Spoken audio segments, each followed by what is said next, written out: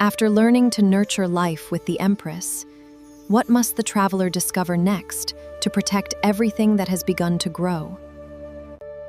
The traveler enters a kingdom of stone pathways and towering mountains, where every wall stands firm against uncertainty and chaos.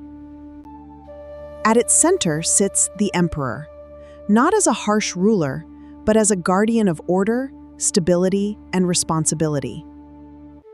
The Empress taught the traveler to care. The Emperor now teaches that love also needs boundaries, direction, and dependable foundations. His stone throne represents strength. The mountains reveal that true leadership is built through patience, courage, and difficult choices. The traveler learns that discipline is not punishment.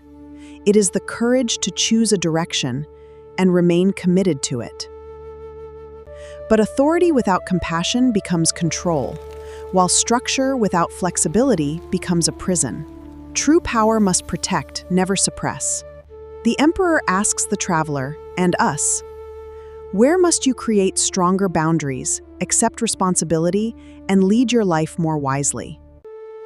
Share this lesson with someone building a stronger life, and continue with us as the Hierophant reveals the traveler's next lesson.